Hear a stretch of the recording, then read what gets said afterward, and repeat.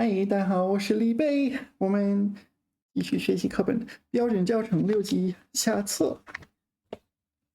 我们学到第32课，第101。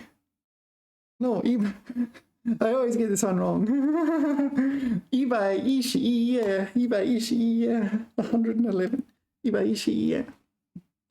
打击，打击。Okay. So we know there's two words, right? 打击 and 攻击。攻击 in the sense of to attack, not in the sense of a chicken or a rooster. 攻击. Yeah, there's this 攻击. Oh, sorry, you can't see. This 攻击 as shown by this emoji, but there's also this 攻击. This 攻击, 攻击 attack. So this is attack in the sense of attack, like an army attacks the nearby country or something like that, attack the enemy. 攻击敌人的右翼 here, 翼 refers to a wing, right? But here it refers to flank in a military or context. 右翼, it can be right wing in the sense of right wing politicians. It can also be the like the west wing of a building, that sort of thing. Okay, so this is 攻击. Oh, and in football as well, you can use 攻击 football or basketball or something, attack defense. 进攻, and this is attack people, as in vilify or attack their reputation. Okay, so we're looking at 打击, and what's the difference between 打击 and 攻击? 打击攻击. Let's ask ChatGPT. I'm just realizing, yeah. So I was, this is my second time recording this video because last time I recorded it, I updated my software and I recorded it and the sound disappeared. No, the sound just didn't connect. So I had a soundless video. Can you help me with 打击 and 攻击, please? 打击. To hit, to strike. Crack down on something. Blow. Psychological shock. Oh yeah, that one. Percussion. So do I need to refresh? Regenerate. Okay, 打击有多种含义. Okay. This is going to take some time. 既可以指物理上的击打. 击打. Okay, so 打击 can mean 击打. What does 击打 mean? 打击. It's the same characters, just the other way around. 打击击打. 也可以指精神情感上的冲击. Okay, so this is like a mental or emotional assail, being assailed, attacked, shock, 或对不良行为的惩治. Okay, I'm not sure what this entirely means. So punished or dealt with for inappropriate behavior. 物理上的打击. Okay, 拳击比赛中，他对对手进行了几次猛烈的打击. Okay, so this is boxing. Boom, boom, boom, boom, boom. Right? Okay, so yeah, I'm not sure I'd be cut out for boxing. If it involves punching people in the face, that's not my kind of thing. Although I went to, my friend dragged me to boxing once, and we just punched bags. Oh, we punched the trainer's fists and so on, our hands. 精神或情感上的打击. 失去亲人对他来说是一次巨大的打击. Okay, so here it functions as a noun. 巨大的打击, 一次打击. Actually, 次 is a verb measure word. 一次的打击. 一次巨大的打击. No, it'd be 一次打击, 一次巨大的打击. Okay, but 是打击 so it is a blow to 失去亲人 yeah, okay. So literally mean losing one's relatives, but it's not like they're lost, can't find them, they're behind the couch cushions. This means your relative is deceased. 对不良行为或犯罪的打击 a blow to inappropriate behavior or criminal activity. 警方正在加大力度打击贩毒活动。So 加大力度 okay, this comes together. 加大力度 try harder. To strike a blow to drug peddling activities. 经济上的打击，这次经济危机对许多小企业造成了沉重的打击。Okay, so this is quite similar to this one. I think it's pretty much the same, right?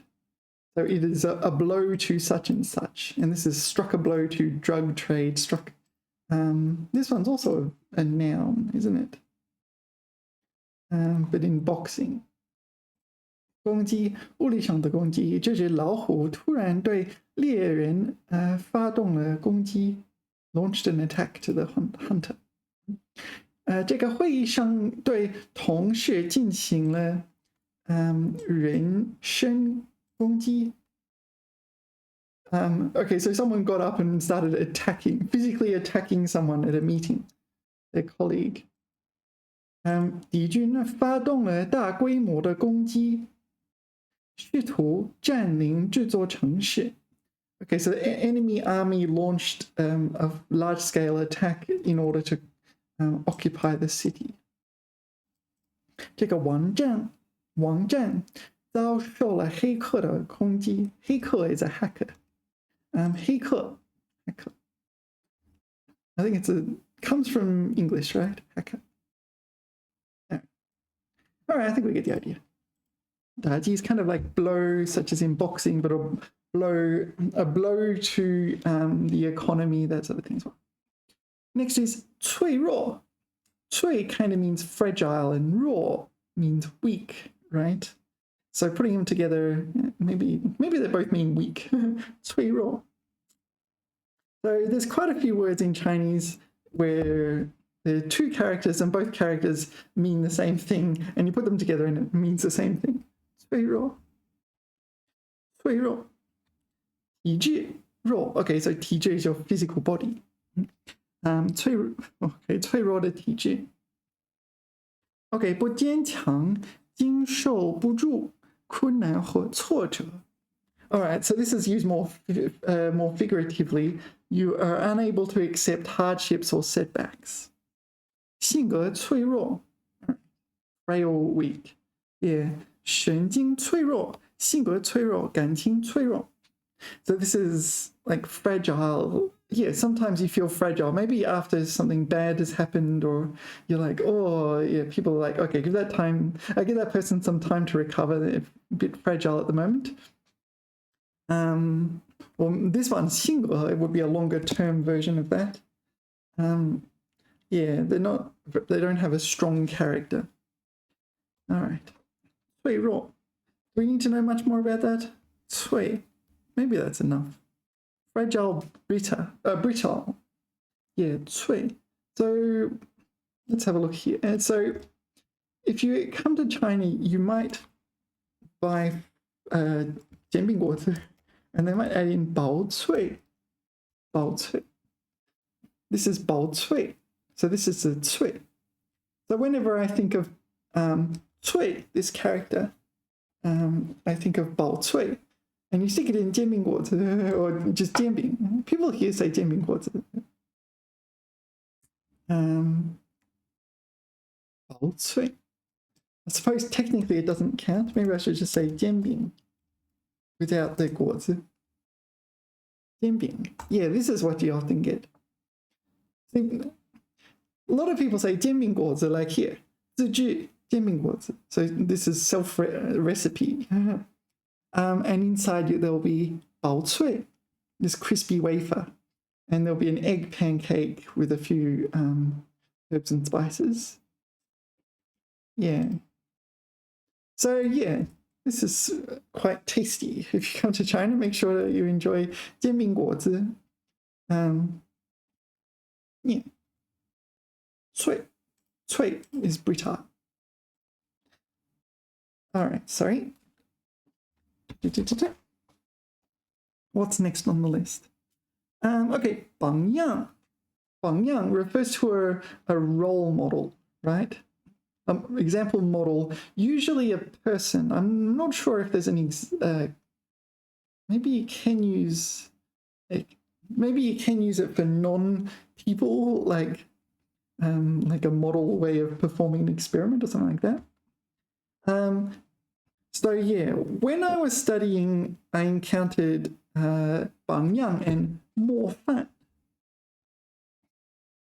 Sorry, this one. 模范. Sorry, I mispronounced it. 模范. 模范. What's the difference? Okay, so the most important difference I encountered was that 榜样, while usually it's a good role model, you can also have bad role models. Yeah, usually it's a good role model. But you can have bad 榜样. So 好榜样, 坏榜样. So maybe 小偷是个坏榜样. A thief would be a bad role model. 助力榜样. Okay, so this is a little bit different. Okay, so 模范 is different. What does this one say? 跟榜样不同，模范直觉正面的人和事物。Okay, so yeah, so 模范 can only be positive. 榜样多指正面的也指反面的。So that's probably where I read it from. 榜样. So you can have 好榜样 and 坏榜样. And I guess I have to point out 雷锋. 雷锋, there's a song with 雷锋in it, right? 雷锋. So if you come to China, you'll see 雷锋's image in various places. And you'll hear something like 学习雷锋 or something in this. 学习雷锋. Here. 学习雷锋. So this person is 雷锋. 好榜样. So apparently 雷锋 is a good role model. Honestly, I don't know much about 雷锋, but you walk around and see his image in a lot of places in China. Apparently he is a good role model, but so you can see all this sort of thing. 学雷锋纪念日. So yes, so you can see 学习. 学习 can mean you pull out your textbook and study, and you learn the words in that textbook. But here it's 学习雷锋. Or maybe it's 学习了. I don't think it's. No. Here we to learn from 雷锋. 雷锋 is a good role model, right? 雷锋. 学习. So you get 学习 can also mean to imitate. This to learn. Is there also an imitate? 学 here 学 to imitate. So you can say 不要学姐姐. If you have a naughty older sister, 学姐姐. You might say 不要学姐姐. 不要学她. 不要学她.不要学她. Let's see what comes up. 不要学她. Yeah, 不要学她. You don't. So, okay. So parents might say this to their children if their children are copying someone's behavior and that person's behavior is inappropriate. 不要学她. 一句一句学而无句. That's different. Anyway. 好榜样. 榜样. Okay. Yeah, so So you can see I put 好榜样. The first one is 雷锋.树立好榜样. EXAMPLE. 错了. 学习雷锋好榜样. Yeah. Okay. So you can see why I mentioned this. This is the most common example. I'm fairly sure Lei Feng will not appear on the HSK6 exam though. Yeah, I don't recall HSK exams having anything to do with modern politics. Yeah, I don't think there has ever been anything. I think they deliberately avoid modern politics. So politics past the Qing dynasty, like if it doesn't have dynasty in the name, yeah, it's probably considered off topic for the HSK. I think that's quite deliberate. Because it can, okay, I think for one, maybe people would write on the HSK exam their opinions on modern politics, and yeah, that could end up resulting in unfair marking and so on. But usually no one really cares if you criticize like politics from some dynasty. All right, anyway.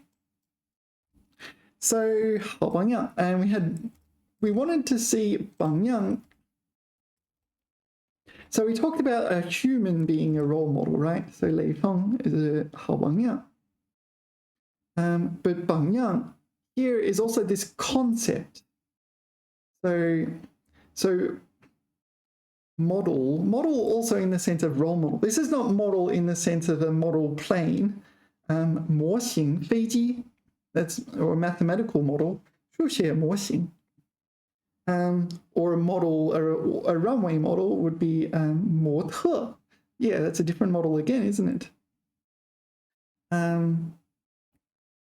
So this is a model in the sense of someone should imitate, or if you're a 坏榜样, you should not imitate. Yeah, 弟妹们学习的榜样. So 弟妹们, younger siblings 学习. Yeah, learn or learn from or imitate. I think it's almost like imitate. 榜样. So, okay, 他总是被树立为弟妹们学习的榜样. Okay, so whoever he is, I'm going to assume he's like older brother. 哥哥, probably older brother. 哥哥. Yeah, so he establishes 树立. So did you know 树 meaning tree can be a verb? Yes, it can, meaning to set up, to establish, to cultivate. To cultivate in the non-tree sense. Interesting. In the non-botanical sense. To erect. To cultivate in the sense of to erect. What does cultivate in the botanical sense? Because you wouldn't say 树立一棵树. I don't think so. You would, anyway, you get the idea. 树立, to set up, to establish a good role model. So he's being held up.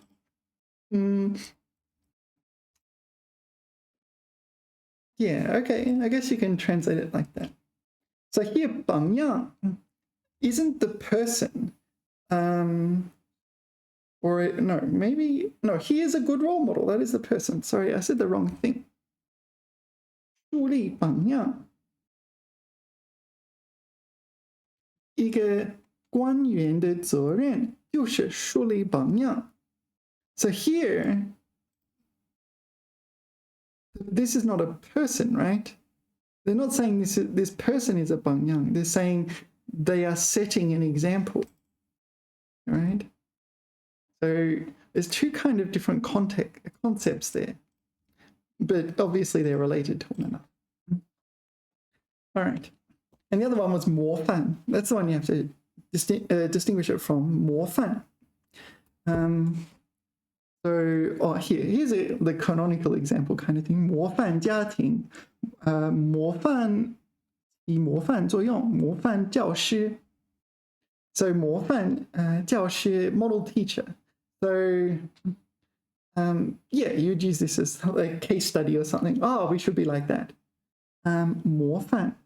模范实际 yeah 劳动模范 So they often talk about it in terms of labor 模范作为榜样的先进人物和事物 So a labor role model yeah maybe it means model worker or something like this but where the work involves physical labor all right 光彩 yeah so yeah luster and what is this honorable so I because this is the second time I recorded this video because I messed up last time I didn't notice there was no sound and it's like oh no god I nearly finished the video it's like oh 浪费一段时间 anyway 光彩 For some reason, there's like many words in Chinese that mean luster. 光彩 is one of them. Luster. 光泽 maybe this is a common one. 光泽 luster, gloss. 光彩 luster, splendor, radiance, brilliance. Yeah. Okay, so what we need to know. 光彩 光彩 is a noun. It is a noun meaning these things here. I think of it as luster. But there is also this, what was it? Honorable. Yeah, okay. 光彩. Not just honorable, but kind of like honor in the sense of honorable. Okay. Can you help me with 光彩?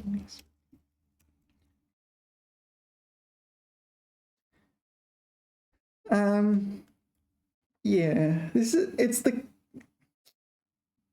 a lot of other words that are like this as well. I mean, radiance and glory and so on. And they're not directly equivalent to words in English. So I find them a bit challenging. So did that go through? Yes. Yeah, 物理上的光彩. So this is the physical luster of, say, 宝石 gems. All right. 这颗钻石 no, 钻石 right? Fourth tone.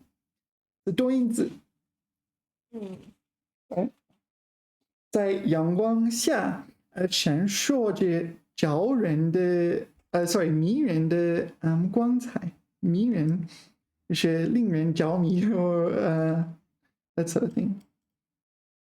Yeah, 着迷 is a word, which is really confusing. 着迷 is a word. However, here it's 闪烁着迷人的光彩. Yeah, so 着迷 is a word. Yeah, 着人 is also a word. But here 闪烁着他佩戴的项链光彩夺目引来了众多的目光 Yeah, so this is like physical luster 夺目夺 meaning 夺 literally means to win over to vie for to seize that's a good one to wrest control of so the luster is so brilliant that it wrests control of your eyes. Yeah. Obviously, that's quite figurative, right? To dazzle the eyes. Yeah. And 自然景象的光彩. Oh, okay. So this is also the same ballpark. 夕阳的光彩. Yeah, 夕阳的光彩. 夕阳 is this. Is it the setting? No, it's the rising sun. Yeah, 朝夕相处, 一朝一夕. Oh no, it's sunset. 一朝一夕, sunset. Yeah, 一朝一夕. Okay, I gotta remember 一朝一夕. 一朝一夕. 一朝一夕 is one day and one night. 一朝一夕, one morning and one night. So often you can say 这不是一朝一夕的事情. So it can't be resolved overnight, kind of thing. Okay, so the setting sun's luster, blah, blah, blah. 九在光彩九 Is that figurative? 公才酒。清晨的露珠。Okay, so 露珠 would be dewdrops, is it? 露珠 Yeah. 在阳光的照射下发出晶莹的光彩。晶莹 yeah. I don't know. So many adjectives just mean good and it describes something. Anyway. 晶莹的光彩. Okay, so here is the other meaning. This is the glory / honor / etc. etc. 人的精神面貌，他脸上露出 also pronounced 露出他脸上露出了自信的光彩，让人印象深刻。Alright, so her face 露出 it leaked the luster of self-confidence. Okay, so you can tell from her face that she's full of the brilliance of self-confidence. You get the idea. 经过努力，她终于取得了成功，眼中充满了光彩。Okay, so this is figurative. You can see the luster in their eyes from victory. 成就的荣誉，成就和荣誉。Yeah, 荣誉 is like glory. All glory to Hypnotoad. 成就 accomplishment, but also, yeah, maybe that's the best one. Success. 他的学术研究为他赢得了许多光彩。Yeah, so this is the other usage. This is definitely not luster in English. Kind of like glory, brilliance, honor, maybe, yeah, honor. 这次比赛的胜利为球队增添了不少光彩。All right, so there's two meanings we need to pay attention to. One is the luster of gemstones, and the other is the kind of it's maybe I should change that to honor, like the shine that comes with achieving some kind of honor, the luster that comes with the honor. So you just imagine someone beaming with light because they've, I don't know, graduated university or something like this. Okay, next, or maybe something even more honorable than that, I guess. Anyway, next, 理智. 理智. So I mostly encounter this as a noun, 理智, meaning reason or intellect. The textbook says adjective, rational, sensible. Maybe. So the catch is there are words like 科学. 科学 is a noun, right? It means science. However, it's used as an adjective, basically meaning scientific. So you can say, 你的观点不科学. Your point of view is unscientific. Or here, 设计的很科学, designed very scientifically. Yeah. So maybe 理智 falls in the same category. 理智. Yeah, so 理智 meaning intellect. No, 清醒, 冷静. No, that's different. That's not the same, is it? Oh no, maybe it is maintaining rationality. Okay, well let's dig into this. 辨别是非，分析判断，并具以控制感情行为的能力。So it is a type of ability, your ability to determine right from wrong, to analyze and judge, and like control your emotions and behavior. So this is like intellect or reason, your ability to reason. 丧失理智. So this is you lose your ability to to act, to reason. You lose your intellect. So maybe, yeah, I don't know, maybe you just can't act normally or rationally because of this. And 听行冷静, these are kind of different words in Chinese. 听行, the opposite of 清醒 is like, this is sober, so the opposite is like either like drunk as a skunk or like in comatose state. I think actually the opposite is like stupor or something like that. Clear-headed, 清醒. Yeah, so maybe muddle-headed, but yeah, unable to think clearly. 冷静 is more like you remain calm and aloof, like you don't get emotionally affected. Maybe in a time when maybe it would, like a crisis or something like this, and maybe no one would blame you if you did get emotionally affected. 在危难关头，表现得非常理智。All right, so yeah, this would be a good trait to have if you were a leader, especially like a leader of a country or something like this. So maybe your country is going through some kind of crisis, but somehow you maintain your reason and intellect. It would imply you're able to make rational, well thought out decisions and not panic. 恢复理智, regain one's senses. Yeah, I remember I was on a plane once in America, actually. I think it was KLM. And I remember this. And I got up to go to the bathroom and then I fainted. And boom, in front of everyone. Oh, how embarrassing. And I thought it was embarrassing, but yeah, the flight attendants were really nice to me at that moment. I was really impressed by the flight attendants that day because they knew exactly what to do. Obviously, they had encountered it before. They just basically said, let me wait, just let me wait until I regain my senses. I need to 恢复理智.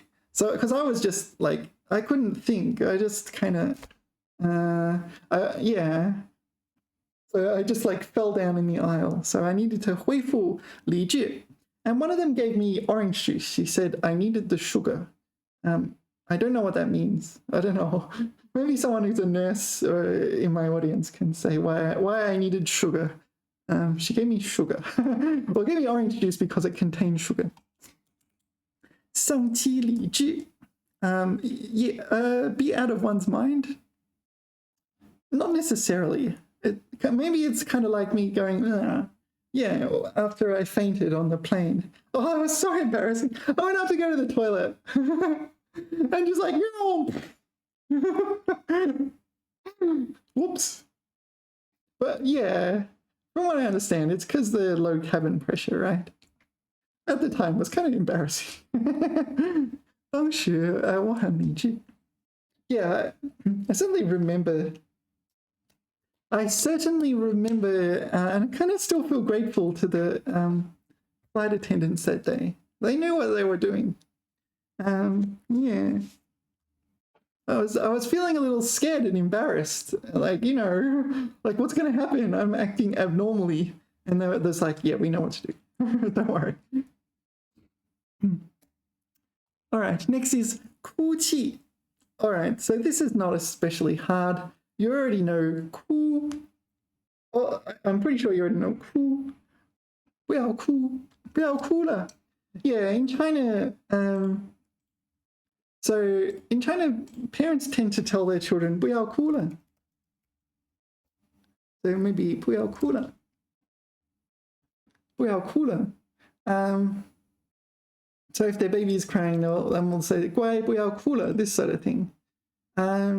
Maybe this goes against Western kind of parental philosophy. It's like, I mean, they can cry. Babies can cry if they want to cry, right? I mean, 老师不要哭. Why is your teacher crying? I don't know. 不要哭了. Yeah.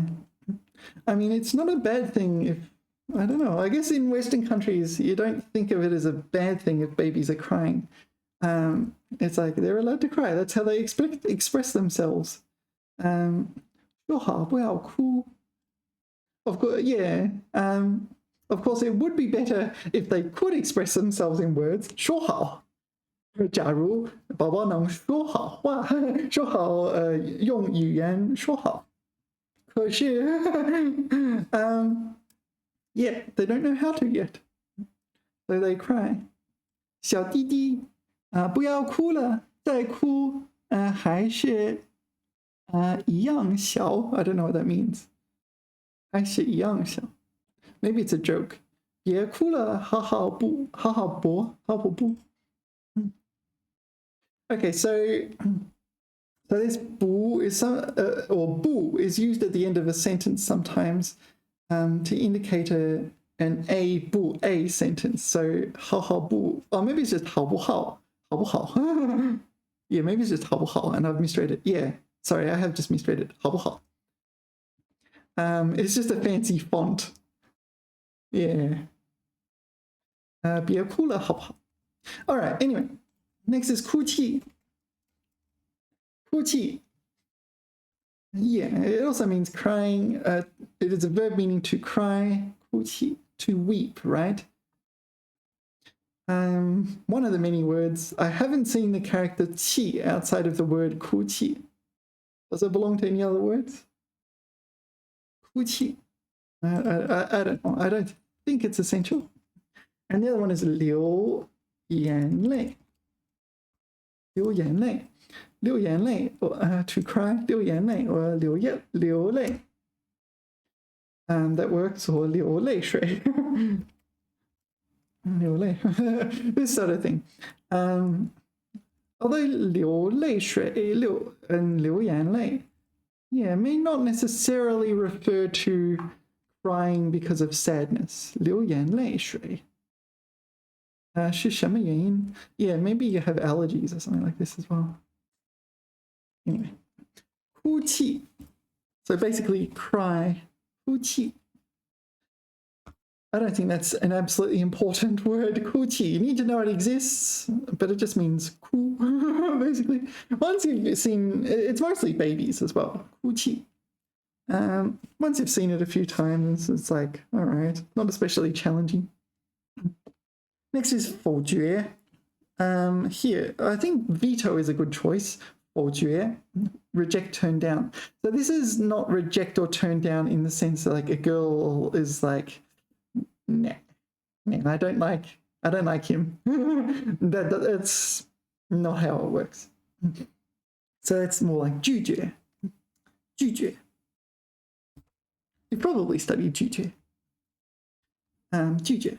Maybe a guy would say, 他拒绝了我。拒绝了他的非分要求。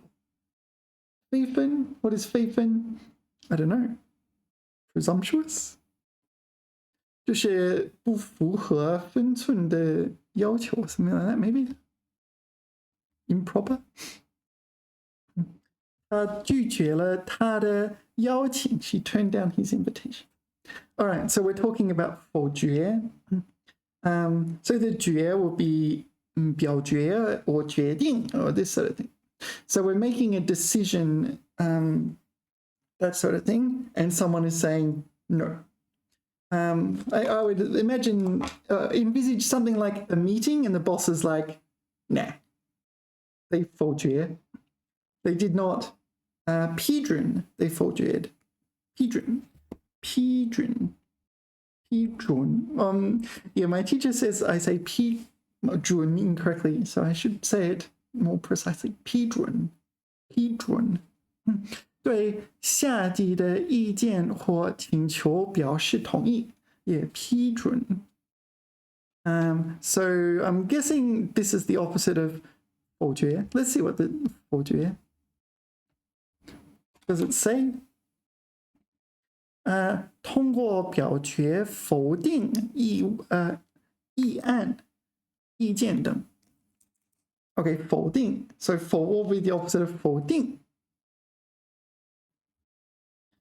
Does it say? 肯定. Oh, okay, so 肯定. 肯定 is like affirm.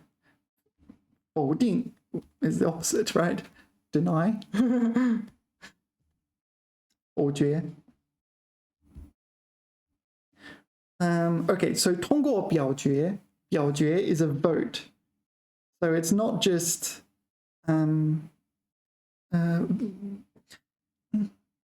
it's not just your boss saying no and overriding you. It is, yeah, actually, maybe I misunderstood that. 他的提案被大会否决了。Ah, okay, so that's the difference between 否决 and 否定. Right? So 否定, so yeah, so 否定, your boss could 否定 your proposal, but it would need to go to a vote in order to be overruled. Let's ask ChatGPT. Am I correct that if a boss or leader overrules a proposal, I should use 否定?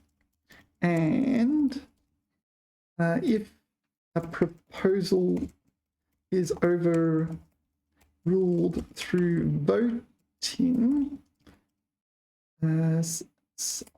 such as a veto,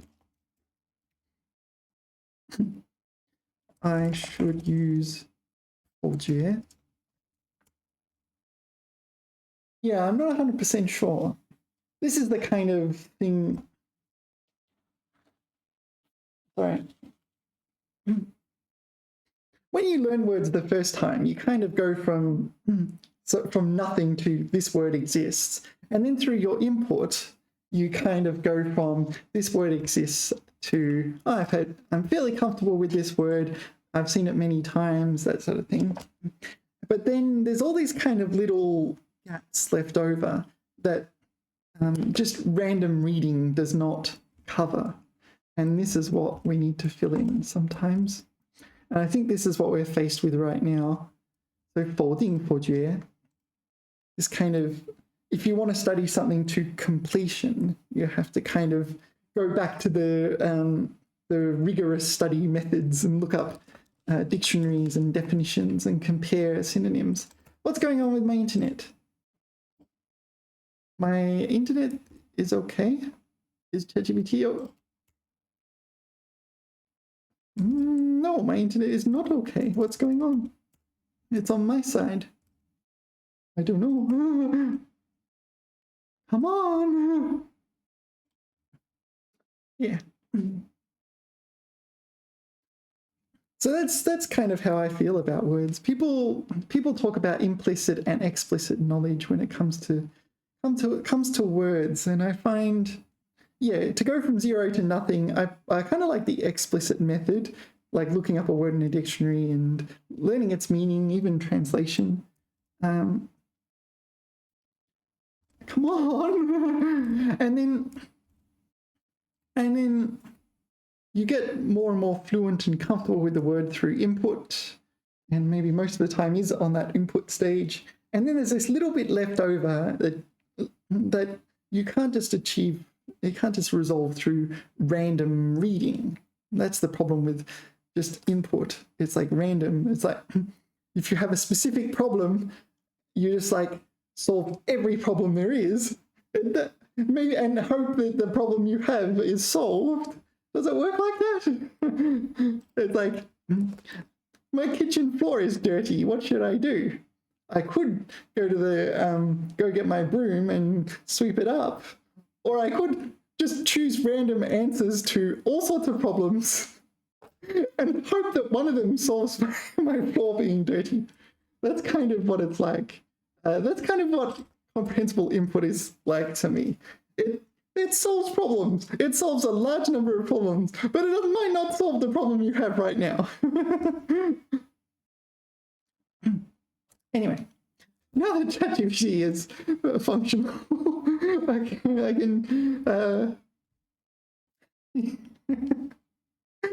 I can stop making analogies and get back to studying. 否定和否决，在用法上确实有细微的区别。否定通常只对某事物和观点持反对或不认可的态度。Okay, so yeah, 否定。So verb and noun. 更多指个人的主观看法。Okay, so this is not necessarily a boss or someone in authority. 例句：老板否定了员工的提案。例句：例如和例句 is kind of synonyms here. 例如 is more general, but when there is only the only possible thing is example sentences, yeah, they are quite synonymous. 老板否定了这个项目的可行性 feasibility. So this is denied or like did not recognize the feasibility of this project. 他否定了他的观点，认为不可行。So she denied his point of view. 观点 is infeasible. So maybe he has a viewpoint on, I don't know, nuclear energy or something like this. Maybe he says he prefers we should something like we should make fusion reactors to power the country, and she's like, no, that's infeasible, 不可行 infeasible. 否决，通常指通过投票或其他正式程序，否决某种提案、计划等，带有更强的正式性和程序性。Okay, so 否决 is a more formal process, and it's more formal, and there is usually a process involved. 董事会 what is it? Board of Directors. Okay, 董事会通过投票否决了该提案。Yeah. So they voted. The board of directors have voted. They probably just sat in the boardroom and said, veto, veto. 否。议会否决了新税法的提案。他的提议在投票中被否决了。Okay, all right, that's enough, right? 否决。So with 否决, we're expecting some kind of formal process to the veto. Not just someone saying no, but a formal process. If it's your boss saying, nah, no, don't do that, then you probably should say 否定 or just 拒绝 no 否定 maybe. Okay, what's next? 出席 出席 No, I should get my tones right. It's 出席 出席 出席 出席 There is another word, which is why I got my tones wrong just then. 出席 So 出席 or 出席. Why did I get it wrong? Because there is this one, 出席, which is another word, which is why very important to get your tones right. 出席 and 出席 are different words. And there was another one, 出席. This one, no, 出席. All right, too many of them. Pronounced very similarly. You can judge from context. 出席. This refers to someone's like future prospects, bright future. It's always, I think it's always a positive thing. And you talk about someone's future being positive. You talk about someone having or not having a 出席. It means they have a bright future or not. Why is it those two characters? I don't know. 出席指个人的发展前途和或上进心。Okay, so development, future, or maybe prospects, or 上进心. This is like what did we saw this one?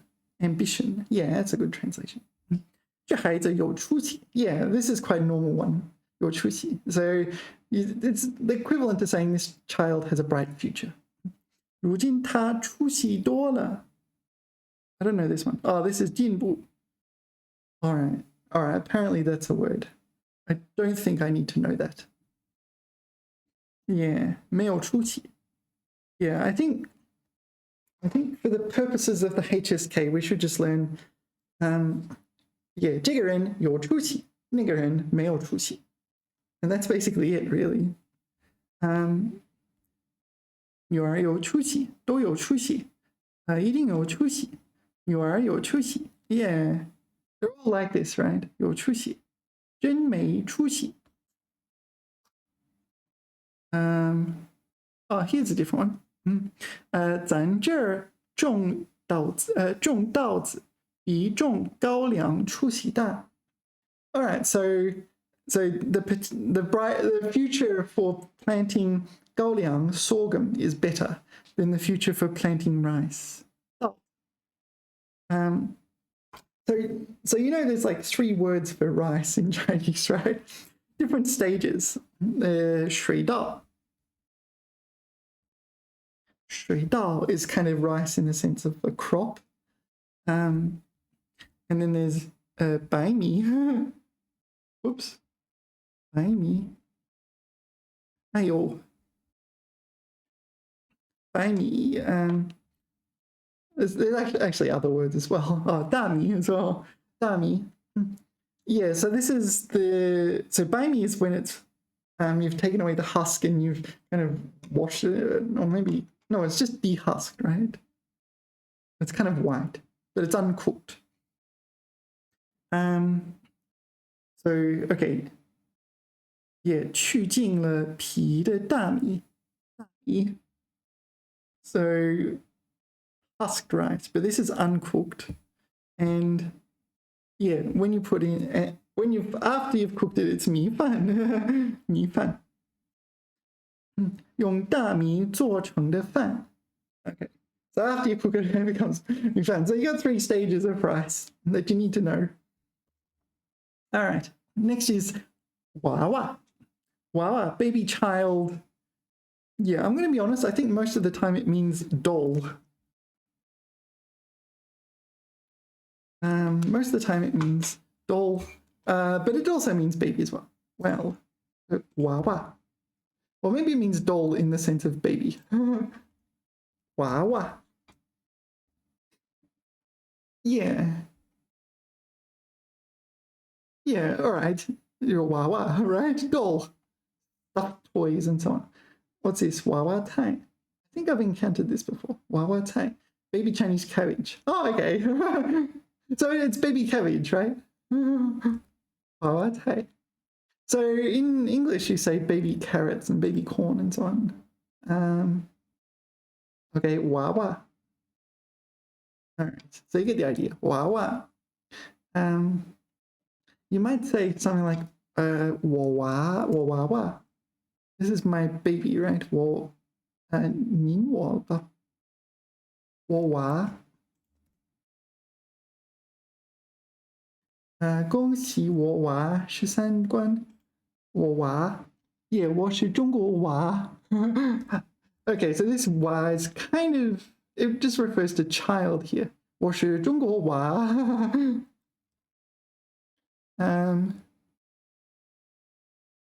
And where else can we look at?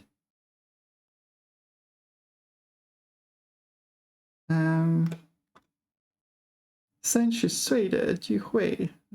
Okay, so these are their children, right? 棉花娃娃的老婆店. So this is 棉花娃娃. So this is just a doll again, is it? Well, that one's a doll.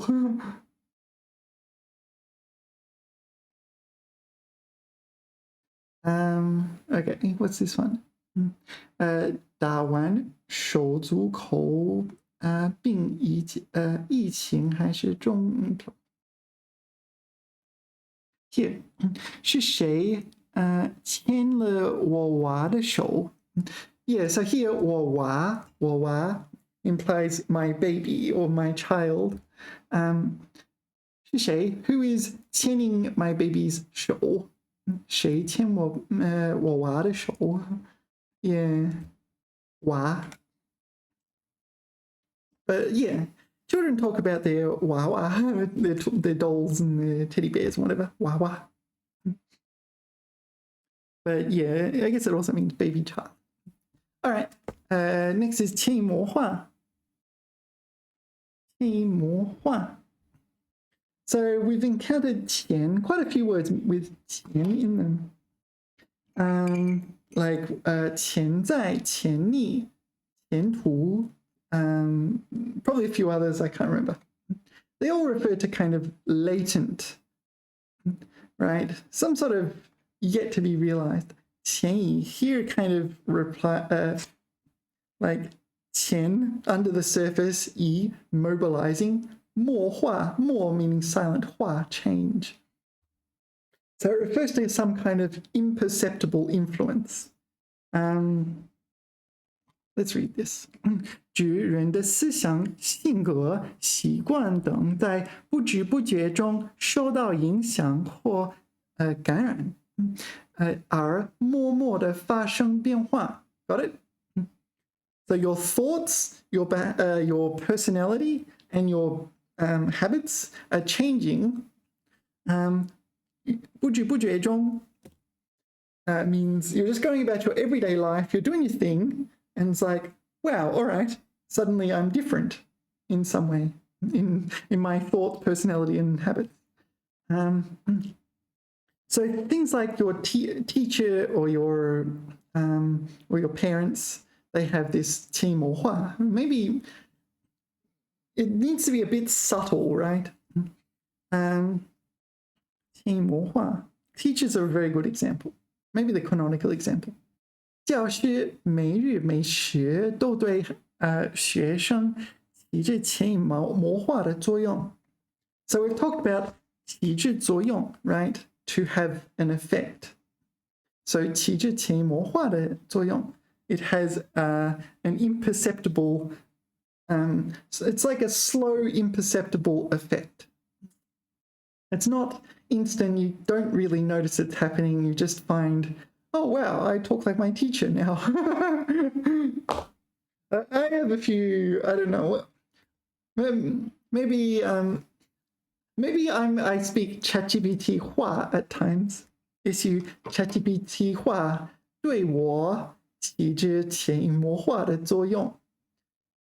比如说，我让 ChatGPT 对照我的写作，他总是把我的很多改为许多。ChatGPT 喜欢许多，我用的是很多。所以我期待他的纠正前，我期待他的纠正时，就是提前写作许多，而不写很多。我知道 ChatGPT 会把我写的很多改为许多。Okay, 潜移默化. This is a very common 成语. 潜移默化 worth learning. 潜移默化 imperceptible influence, usually by a teacher or something like that, or a friend, or girlfriend, wife, I don't know. Maybe a husband after getting married and moving in with his wife starts becoming more responsible, something like that. I don't know. Okay, next is 鞭策. Yeah, okay, so before we look at 鞭策, we should look at 鞭策. 鞭字. What is a 鞭字? If you walk around, so you can actually see people using 鞭字 in China. They, especially old people, just walking around, just playing with his whip. Someone playing with their whip in the park. Yeah. What is this? A 4-meter whip, kind of expensive. Wasn't expecting it to be so expensive. Why does it say dollars? Anyway, it's a whip. Bianzi is a whip. And you see people playing with them in China. They have a little thing that they spin. I don't know what it's called. 为什么甩鞭子? Okay, 甩 literally means to toss or throw away or something like this. But here, 甩鞭子 would be to crack your whip. 甩鞭子会发生一声巨响. 巨响 because the tip of the whip exceeds the speed of sound. 就是 this one. 将镜头放慢1000倍 blah blah blah. Anyway, you get the idea. Where's the little thing that they whack? Okay, so these are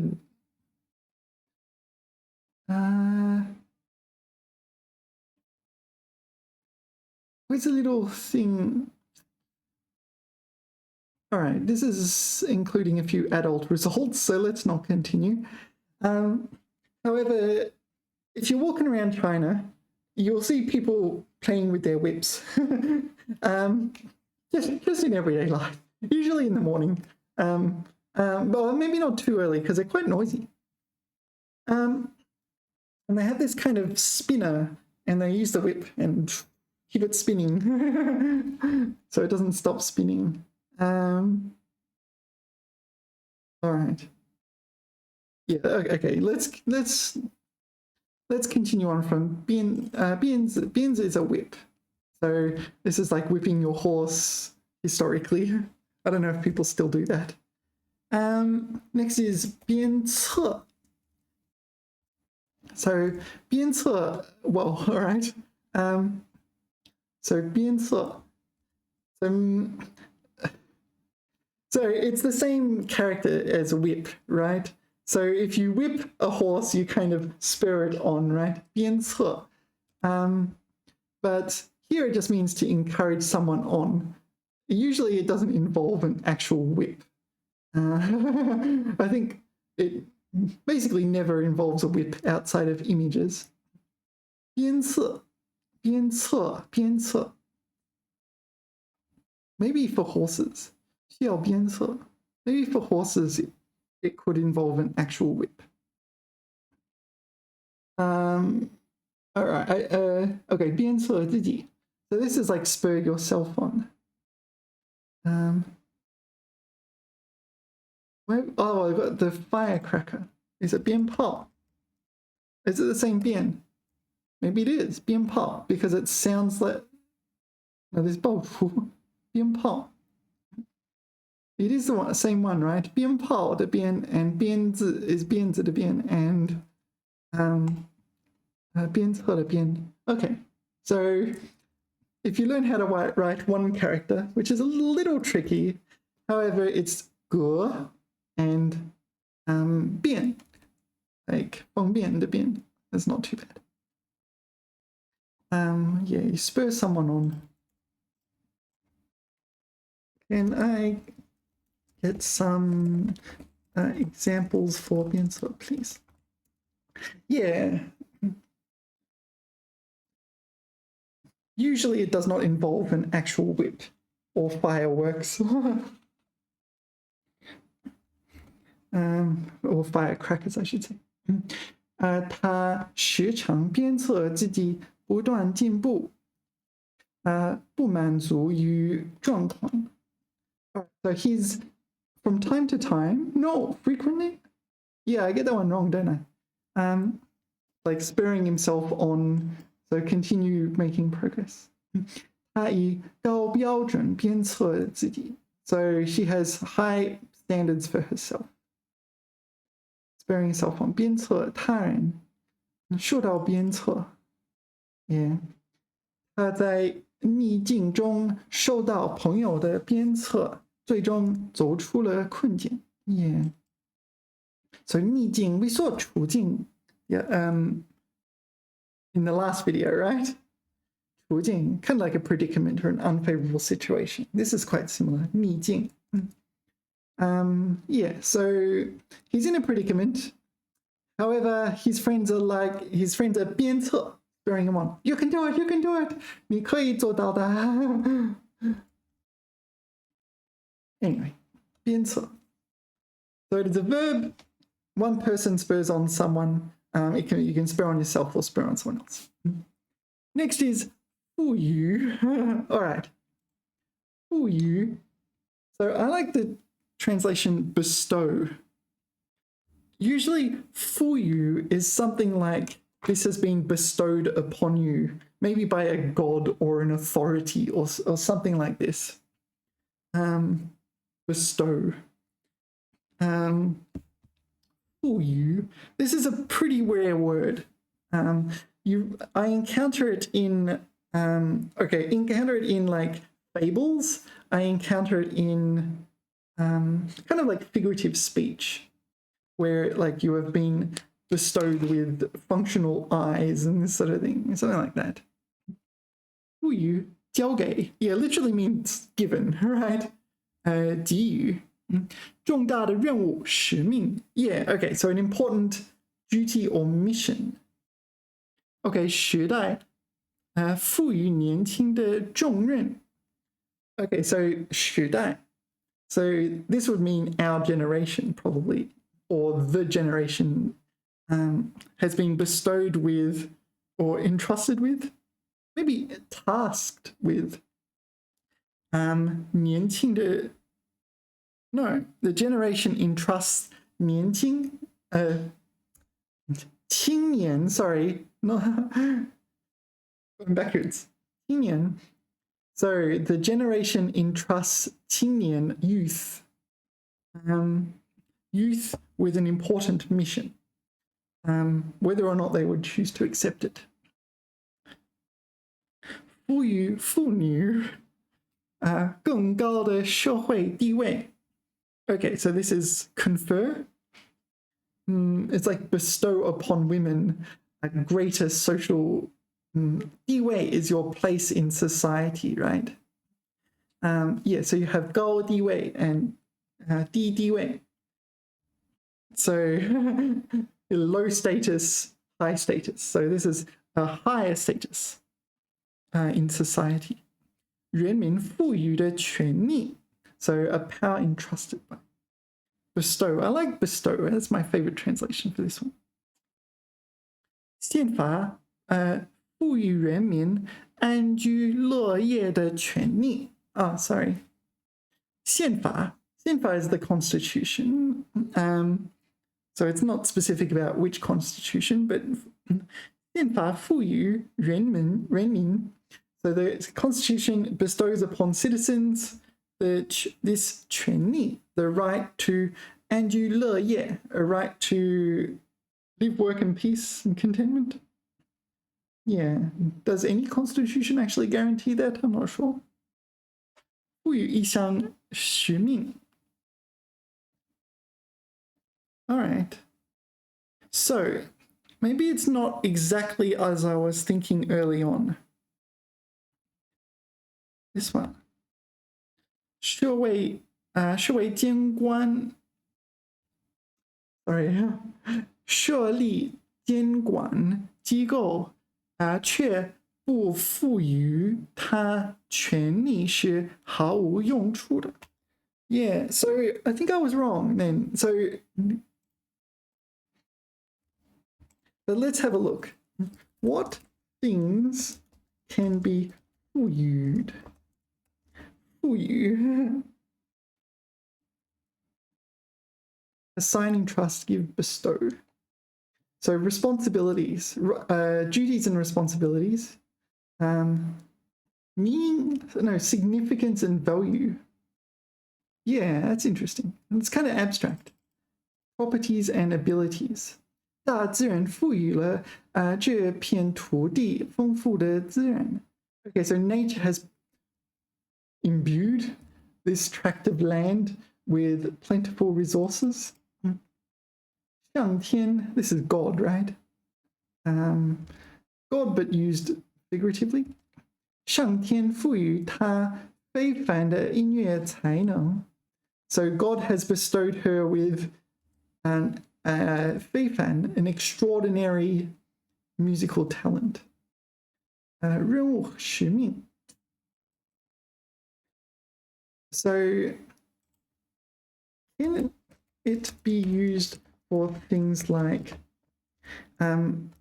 you have been bestowed with functional eyes or something like that? Maybe. So you should use them. I don't know, something like that.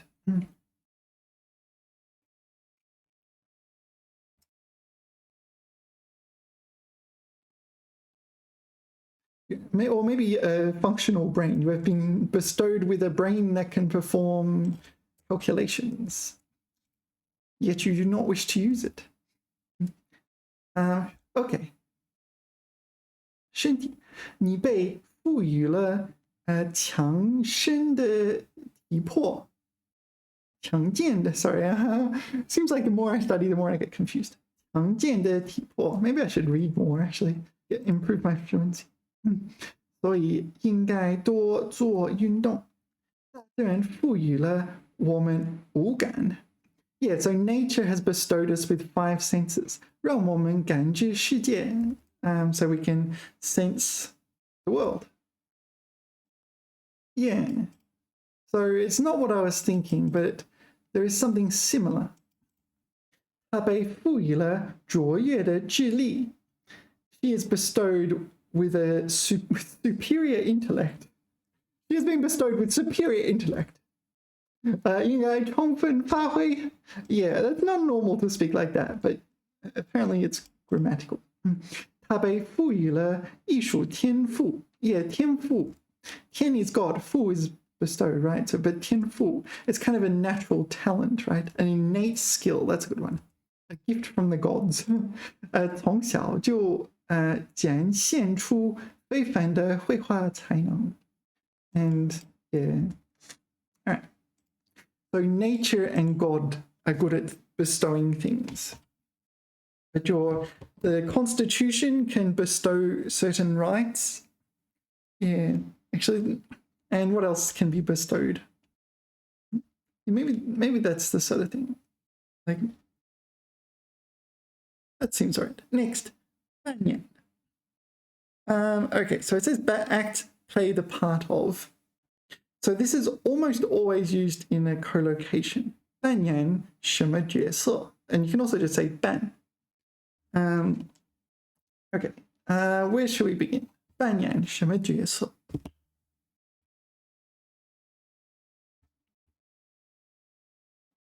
"他在剧中扮演这个人 it's a name, right? 焦裕禄 I don't know who that is. Maybe it's someone famous. Okay. 他在这次事件中扮演了不光彩的角色。That's a coincidence, isn't it? 不光彩的角色。A non-lustrous role? An illustrious role? A dishonorable role? Illustrious? Is it illustrious a word? If it isn't, well, I've dictionarized it. Oh, I'm a bit cold. I should turn the aircon off. 扮演坏蛋。坏蛋 Dan is like literally means egg, but it often refers to a person. Silly egg. 坏蛋 bad egg. You're a bad egg. 主角 is the 主要的角色 right? 扮演什么角色？他的角色这个角色他扮演的不错。All right, but that's not it. I feel like that's incomplete. So you often 扮演 like you play a role at work as well, not just like in a theater. Can you give me some examples for 扮演, please? 扮演。他在这部电影中，在这部电影中，他扮演了一个正义的警察。Okay, so a just cop. All right. 他在舞台剧里扮演了灰姑娘。Who is 灰姑娘? Cinderella. Oh yeah, that makes sense because Cinder is like the ashes. Actually, I think that the origin of the name Cinderella? 灰姑娘. So she played Cinderella on stage. 表演的非常出色。她总是喜欢在家庭聚会上扮演小丑，逗大家开心。All right, so so ChatGPT's examples are using far fewer 角色 than I was anticipating. Anyway, we'll get to that. 在公司的年度晚会上，他扮演了圣诞老人。Okay. So he dressed up as Santa Claus 给大家发礼物。All right. Yeah. 扮演各种不同的角色。So here. 孩子们在学校的表演。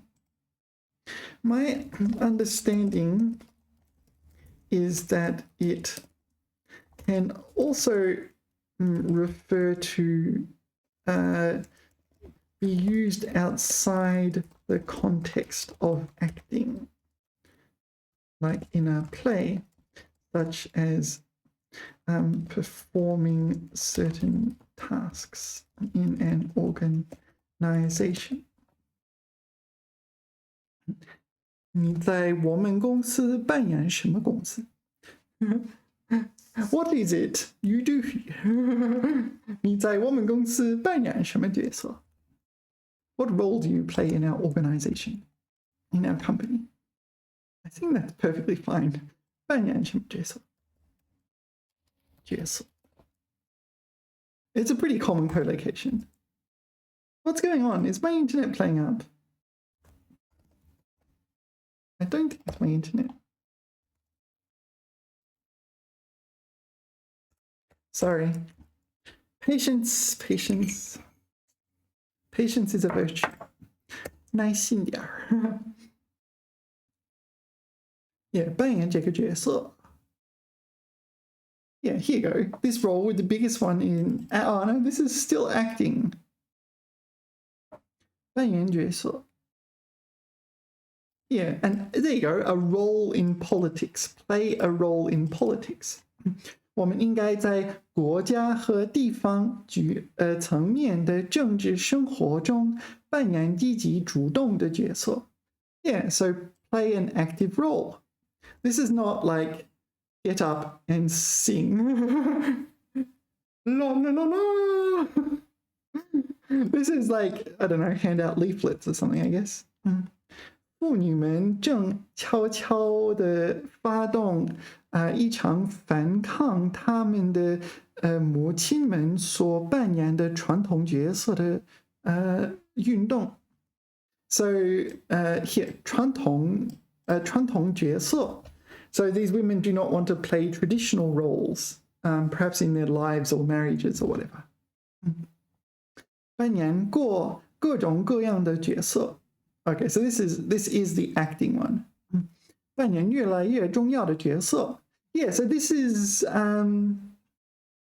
this does not necessarily refer to a human, right? It could be like maybe like 钙元素在我们健康中扮演重要的角色。So calcium plays an important role in our diet, right? So calcium is not getting up and acting like Macbeth or something like this, right? It's actually playing a role, but it's ChatGPT. Okay. It's playing a role, but it's not acting, right? So it extends well beyond acting on a stage. 这个项目中，他扮演了领导者的角色。So he played the role of leader for this project. Blah blah blah blah blah. Okay, she plays the role of mother and wife. The dual role of mother and wife in the family. He 扮演了 Okay, we didn't use 角色, but anyway, 扮演了关键的决策者. So he played the role of the key decider as the manager, decision maker, strategic decision maker. 扮演了监督者和报道者的角色. So, 媒体. So the media plays the role as the monitor and reporter, right? So it's like I see something, I say something kind of thing. Let's see if ChatGPT likes my sentence. Can I say 钙元素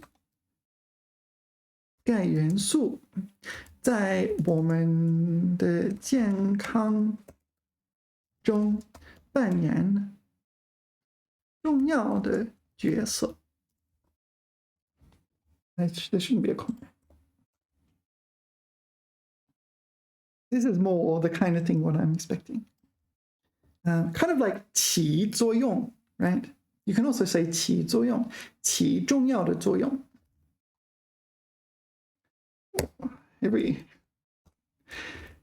Problem is, by the time my connection from this room gets all the way to wherever ChatGPT servers are, there's like 10 different points where it could be problematic. Yeah. Here we go. 钙元素在我们健康中扮演重要的角色。教育在我们社会发展中扮演着关键的角色。Yeah, so education plays a key role in social development. Yeah, this is what it's... So this is why when I saw the ones on Plecker, I'm like, well, okay, but where's the rest of them? Yeah, it doesn't give all these other ones on Pleco, right? It's just one definition, this one. And all the examples were relating to acting. Whereas in my input, most of the time it's not actually related to acting. It's related to this sort of stuff. But maybe because I read a lot of non-fiction, so I get it all. I might get this kind of topic more often. Okay. 技术创新在公司增长中扮演了核心的角色. Yeah, so technological innovation plays a core role in this company's development. No, the company's 增长 growth, yeah. 良好的沟通在集团合作中扮演了重要的角色. Yeah, so it plays an important role. Okay, 良好的沟通, favorable, good communication, maybe just good communication. Good communication plays an important role in team cooperation, etc., etc. Yeah. So I feel like Pleco is incomplete with banyan. Oh, actually, and next, and can you give me example sentences for ban 2, please? I forgot to say thanks. Because you can use ban by itself, and if you're not used to that, yeah, if you're not used to ban being used as a verb by itself, it can be particularly hard to identify what, especially in your listening, because you get like a fraction of a second to hear the syllable and understand what it means, and it's ban, and it's whoa. In the news especially, you get ban, and it's like, whoa, so quick. You get a fraction of a second to understand that. So if you don't know in advance that you need to know that ban can be short for banyan, yeah, it can be quite a trap. Yeah. What's going on with my Wi-Fi? Not my internet. Is it this side or that? I don't know. All right, refresh. Come on. Is it my Wi-Fi today? It could be my Wi-Fi. It could be my software as well. 扮，当然可以扮，通常指装扮化妆，或扮演某个角色。在万圣节晚会上，他扮成了一只大恐龙，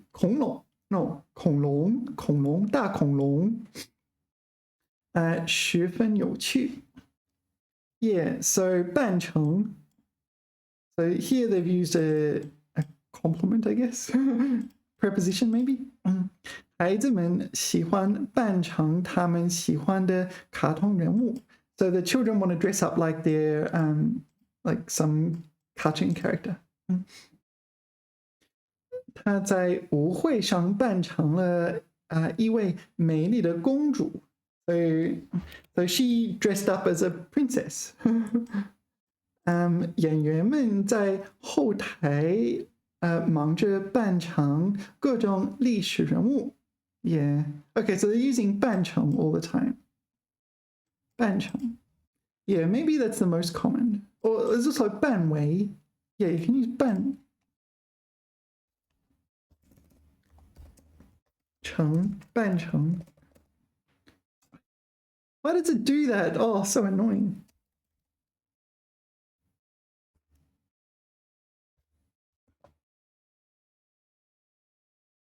扮成. Okay. Yeah. Yeah, 装 also works. 装 it also works as a verb as well, right? 伪装 Yeah, 装成只是在装成 So playing the different 一位负责的母亲 Yeah. So we can also have 为 扮为 Right? No, we cannot have 扮为 Okay, I didn't realize.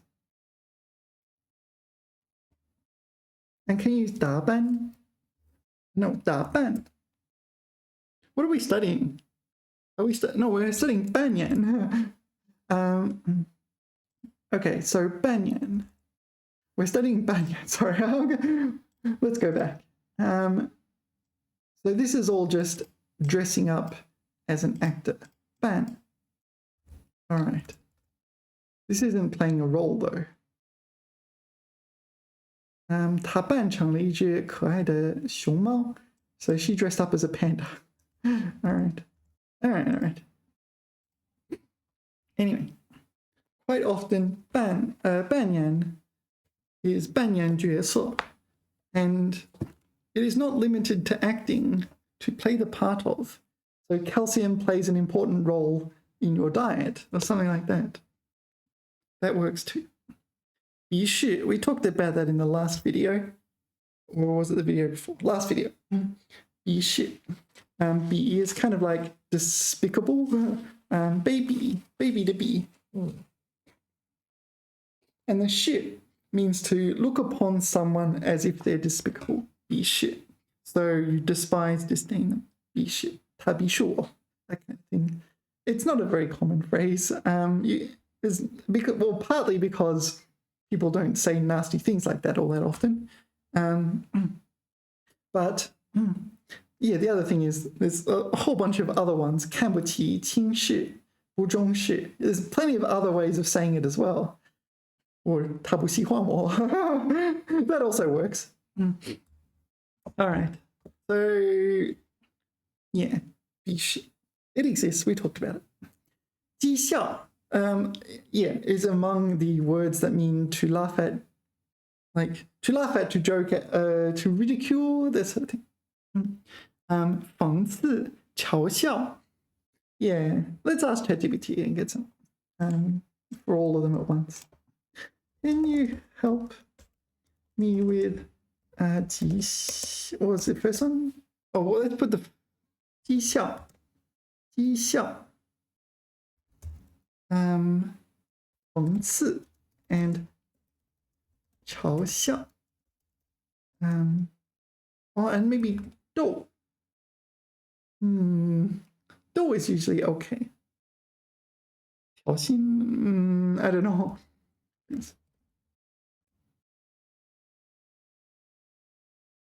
All right. There's probably some nuances, but I don't really know.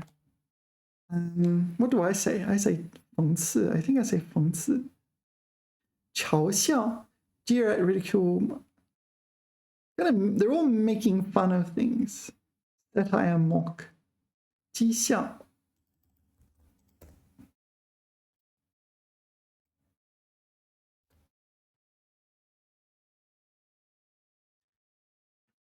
Sorry, that's what it's like here. 当然可以讥笑、讽刺和嘲笑，都是表现嘲弄。Yeah, 嘲弄 is another one. 嘲弄 and yeah, you do see it. 嘲弄. This is make fun of. Yeah. Okay, 贬低, 贬低. 贬低 is to put someone down, degrade. 贬低他人的词语。但他们在用法和语气上有所不同。以下是详细的解释和例子。OK， 讽笑 ，sorry， 讥笑，讥笑，讥笑，指用讽刺，或挖苦 ，What is 挖苦 ？Alright, speak sarcastically. 的方式嘲笑，常带有蔑视，和不屑的意味，蔑视。We talked about that. I got them confused, but it's 蔑视。不屑 is I don't care. Yeah, it's another one. It's kind of like 鄙视, right? 不屑. Yeah, this. What do you even say? Begin with that one. Anyway, you get the idea. 他总是讥笑 ，no， 他总是讥笑别人的错误，从不考虑别人的感受。So ridiculing other people's mistakes. Yeah, when you get older, you don't really do that because, well, you've made enough mistakes of your own, and it's like, oh, okay, yeah, when I was your age, I made those mistakes too, and I'm sure when I'm your age, I'm still, or if they're older than you, I'll make the same mistakes. People just make mistakes because they're people. It's not a big deal. 他的提议遭到了同事们的讥笑，感到非常尴尬。Yeah. So her proposal was ridiculed by her colleagues. Yeah, these are not nice things, are they? 他们讥笑他的梦想，认为那是不可能实现的。So in Chinese, 梦想 can literally mean your dream. So you go to sleep and you dream of like flying or something like this. Like flap, flap, flap. Oh, I'm flying. And I have superpowers or something like this. But it can also mean your dreams, like in the sense of your ambitions, what you want to do with your life. So I might say, 我梦想是通过6级考试. My dream is to pass the HSK6 exam. 然后做什么? I don't know. But you get the idea. And so if someone mocked my dream, I wouldn't be happy with that. So these are appropriate examples because you kind of would be angry if someone mocked or ridiculed your mistakes or dreams and that sort of thing. Sneer at. So yeah, maybe they carry the right sentiment. Yeah. 讽刺只用含蓄嘲讽 Yeah, 嘲讽 is another one, isn't it? So you can combine all the characters into all sorts of words. A lot of combinations. 只用含蓄嘲讽的方式. So what is the 含蓄? So some sort of implicit meaning. This is like satire, right? 批评和挖苦通常用语言和文字表达，带有更强的艺术性和修辞性。Okay, so this is like satirical piece. 这个小说通过一个荒诞的故事，讽刺了社会的各种弊端。Yeah, so this is mocking, satirizing society's many 弊端 systemic problem. That's a good translation, actually. 他的言辞充满了讽刺，听起来让人非常不舒服。Okay, so his words are full of sarcasm. They're biting sarcasm. 他用讽刺的语气说：“你真是太勤劳了，整天都在偷懒。” All right, so 太勤劳了 is like you are extremely industrious. You're always 偷懒. Yeah, meaning goofing off. But you're being lazy when you shouldn't be lazy. So you're meant to be working. So 偷懒, you've probably just seen 偷看,偷听,偷拍. So the 偷 just kind of means 偷听. 偷听, you're listening when you shouldn't be listening. 偷看, you're looking when you shouldn't be looking. 偷拍, you're taking someone's photo when you shouldn't be taking a photo. 偷拍. Yeah, this happens to me from time to time. I get 偷拍. So this is 偷懒. So you're being lazy when you shouldn't be being lazy. Goofing off. 偷懒, like Homer Simpson in the power plant. 嘲笑指公开的大声的笑话别人。笑话 here is functioning as a verb, is it? To mock. 笑话别人，带有明显的嘲讽和轻视。Really? 嘲讽 yet another word. 轻视 I didn't realize. So, oh wow, did it keep going? No, sorry, it's fine. 他因为穿着奇怪的衣服，穿着奇怪的衣服。Yeah, there is a word 穿着. So you could say 因为穿着奇怪, but you could also say 穿着奇怪的衣服. This is one of these examples where 穿着 is a word, but 穿 and 着 can also kind of function 而被同学们嘲笑. So he was mocked for his strange clothing. Yeah, like Homer Simpson when he wore the pink shirt. 他在公众场合被嘲笑，感到非常羞愧 ，right？ 羞愧。他嘲笑他的朋友因为一个小错误而大惊小怪。All right. So which would be appropriate for a light-hearted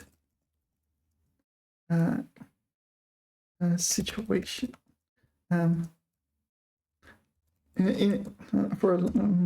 How do I express that? A light-hearted situation. Seems my English is also failing.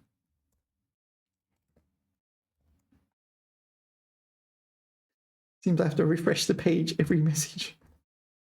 Come on. It didn't work. Unable to load conversation.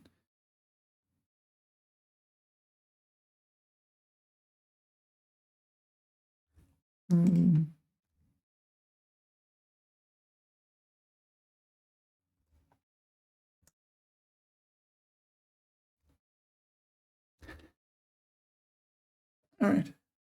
讥笑讽刺，嘲笑可能显得过于直接的尖锐。So this one is too strong.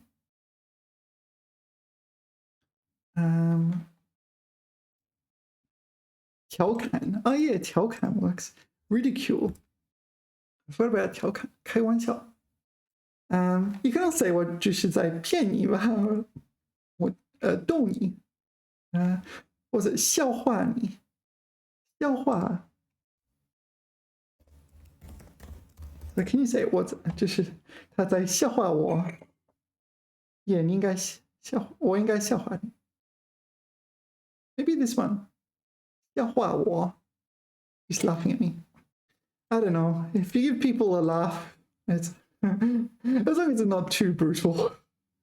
调侃，调侃。他新买的帽子。What's this funny hat? 他调侃自己，也开玩笑，开玩笑，就是对你开玩笑。也开玩笑，说要自己。Yeah. Anyway, let's continue. So there's a huge number of words that mean to make fun of someone in Chinese. 讥笑 is one of them and seems to be on the more brutal end. Yeah, so ChatGPT pointed out there's some kind of implicit criticism. Yeah. In there. Yeah, laugh at to gibe. What is gibe? Jibe? How do you even pronounce that word? I don't know that word. All right, next, 恶心. Yeah, 恶心. I think it's a verb and an adjective. Verbdictive. 恶心. So maybe you would describe something as disgusting. Maybe you're walking along and you see dog poop on the ground and say, oh, it's disgusting. 恶心. 恶心. Verb. 想呕吐. Yeah, so this is the feeling of wanting to vomit, right? Yeah, you're feeling nauseous or nauseated, or I'll leave it to the people on the internet to point out which one is the correct one. I'm fairly sure when it comes to grammar, native speakers kind of make the rules, right? Rather than linguists. 闻到汽油味儿 就恶心. Okay, so 汽油味儿, so you're at a petrol station. It's like, oh, I feel like vomiting. Yeah, I think I'm like allergic to smoking. And so, you know, if people smoke, I can sometimes feel quite 恶心, especially if it's a DD driver and the car stinks of smoke and they're driving, blah, blah, like, yeah, sometimes I have to get out and literally, yeah, it happens. 感到厌恶, 厌恶 is loathing or detesting. So, okay, 那样子真让人恶心. So,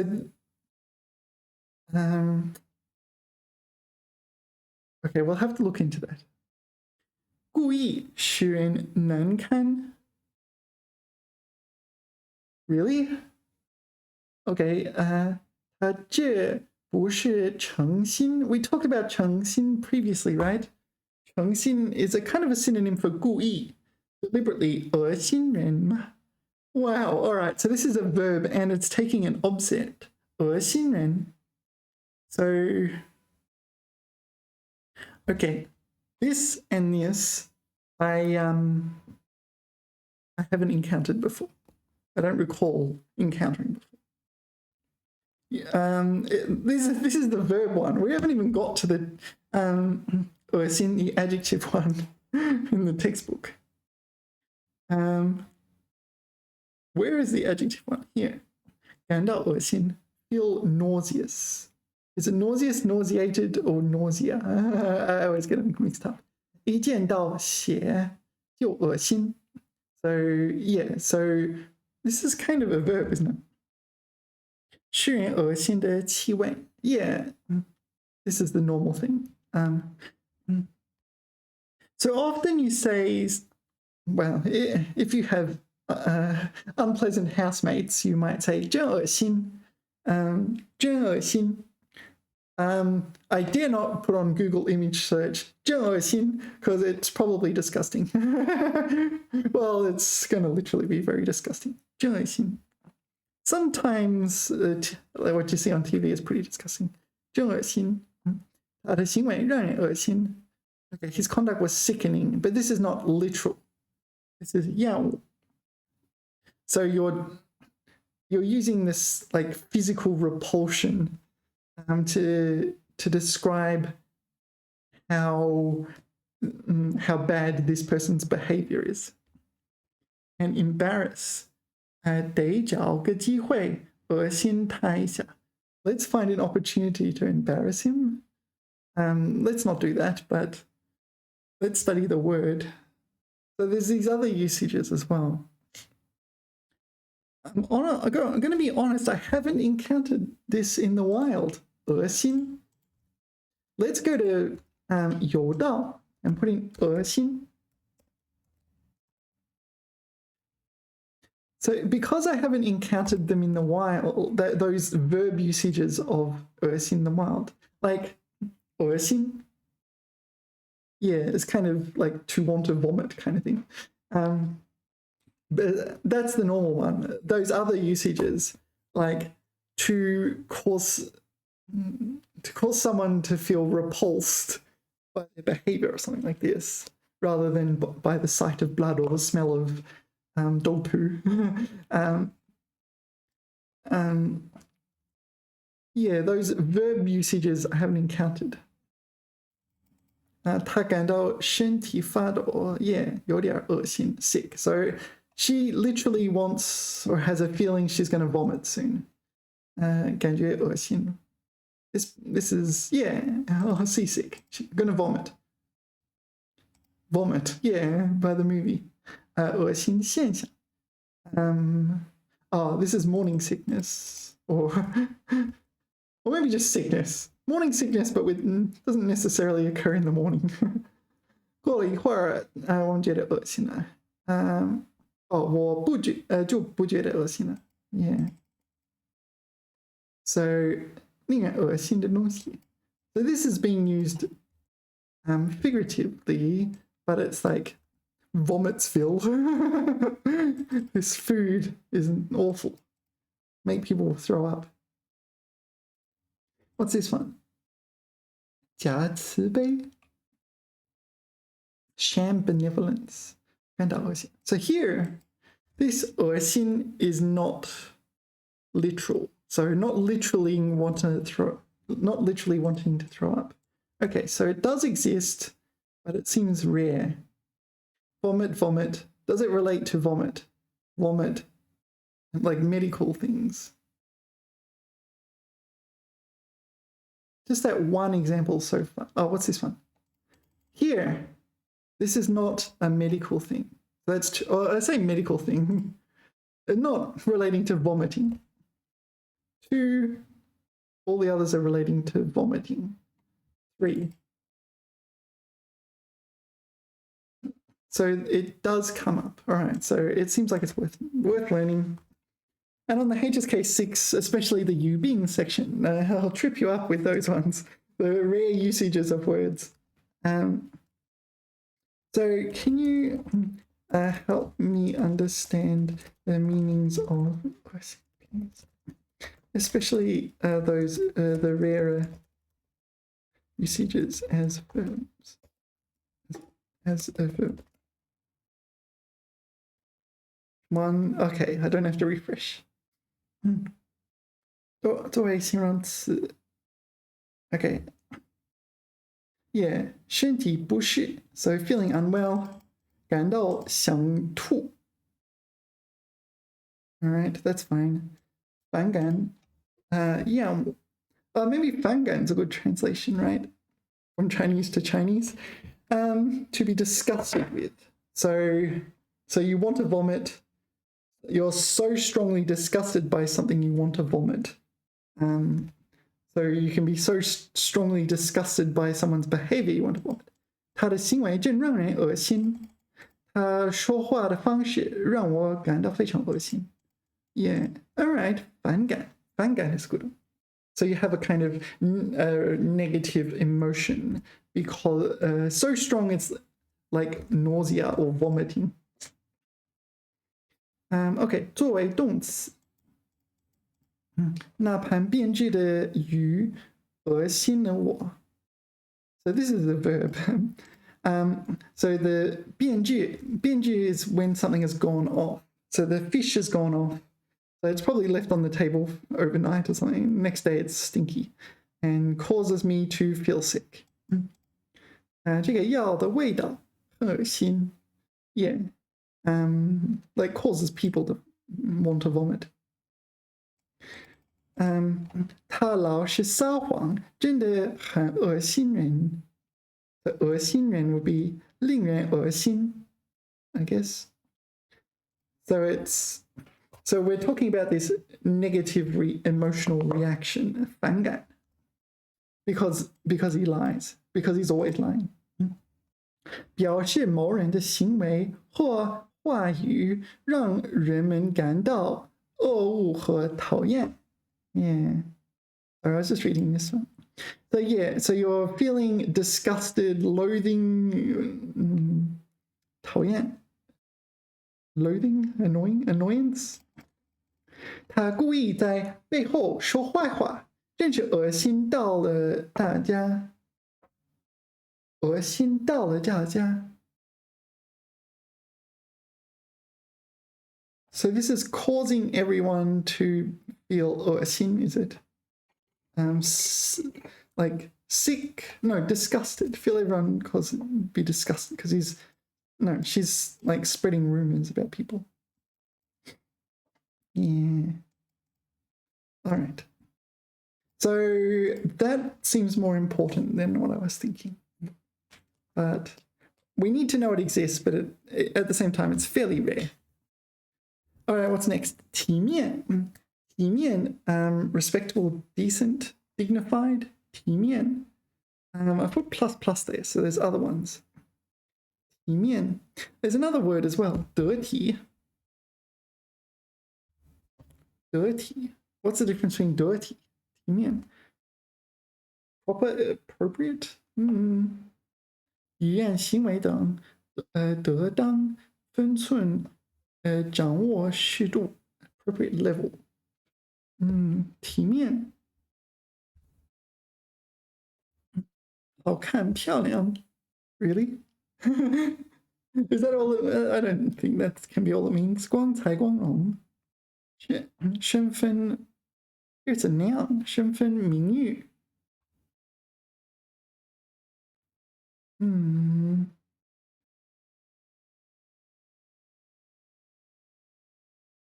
OK 这姑娘长得很体面 Okay, so this is just 漂亮长得很漂亮 All right. So that would imply it's only suitable for women? Maybe? 勤劳致富是体面事 So this is working hard until you become rich. Get rich through hard work. 是体面事 All right, it's a dignified thing to do, an honorable thing to do. 有失体面 This is like lose dignity, lose face. 维持体面 keep up appearances. You have 面子 OK. 他并不认为干这些事就会有失体面 lose face, lose dignity. 不体面的行为 undignified behavior. All right. 长得体面 handsome. So handsome is usually used with non-females. All right, so 体面 actually let's just go to 有道 doesn't take so long 体面 dignity precedes face, honorable, creditable. So it is a noun. It's always a noun, right? 形容词 noun or an adjective. Honorable, credible, respectable. 体面的走了出来 with all the dignity. 非常体面的中产阶级家庭 This is a middle class family, is it? Okay, middle chan, zhongchan. All right, middle production step level social class. 中产阶级. All right, a dignified middle class family. Oh, so this would be a good one for I'm a respectable citizen, Gromit. 他做得很体面，辞职了. So he did the honorable thing and resigned. All right, 体面. All right. I don't think it's that bad. It's kind of natural. I don't know. You kind of look at it and figure it out easily enough. 体面.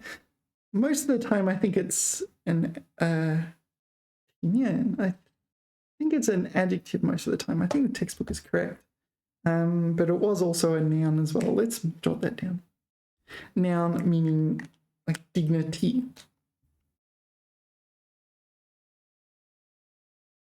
So there's a dignity like 不体面, no, 有失体面, somewhat lose dignity. Undignified.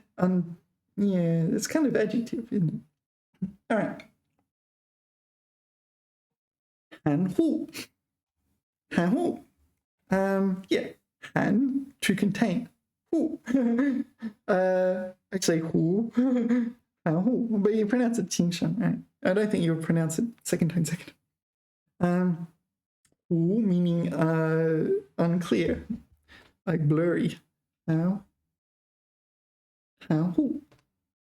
So if it is, yeah, I do not think you would pronounce that second tone second tone. It would always be second tone 轻声. Yeah, I don't think you would be allowed to pronounce it. 含糊, maybe.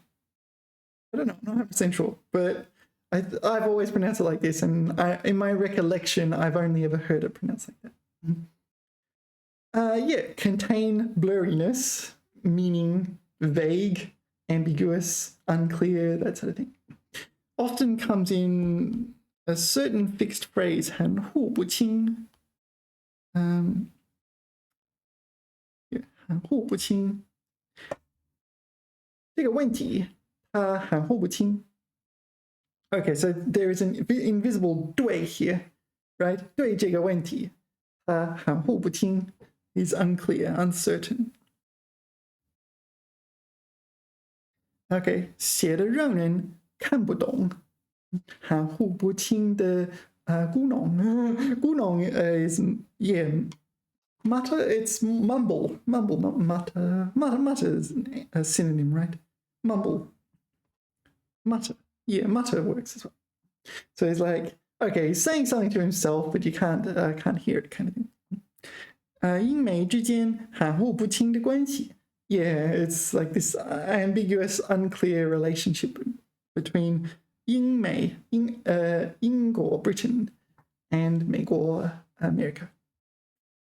All right, 含糊. Ambiguous, vague.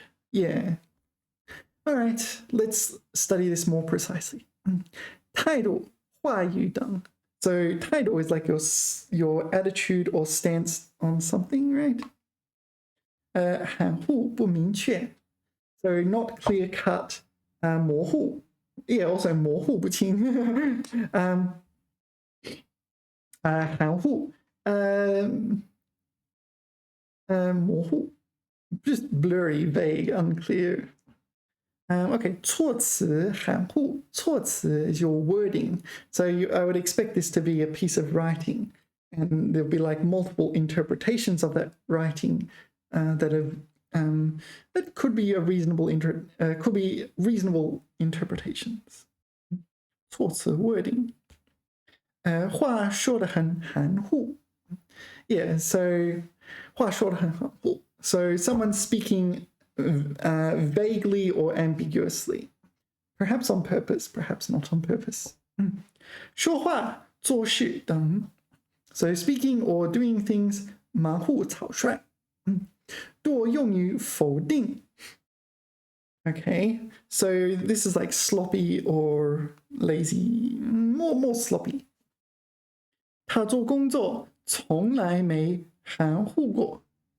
Okay, so I haven't encountered this usage before, but all right, so it's kind of you're not sloppy in your work. All right, I'll just make a mental note that it exists.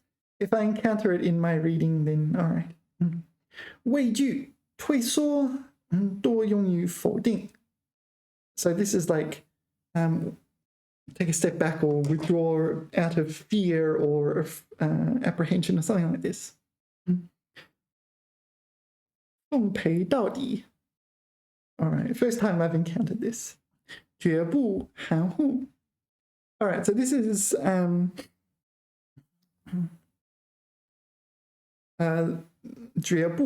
this is not ambiguous. This is like afraid or recoiling in terror. 他的话很含糊，不明白是什么意思. Yeah. Sometimes you're in Chinese class and you ask, 哦，这个句子是什么意思? Or no, or maybe 这里这个词汇是什么意思? And the teacher will answer you and tell you the meaning of the word. But the word, you know what it means. You just don't understand what the sentence means because that word is used ambiguously. So when you get more advanced, you're better able to express yourself.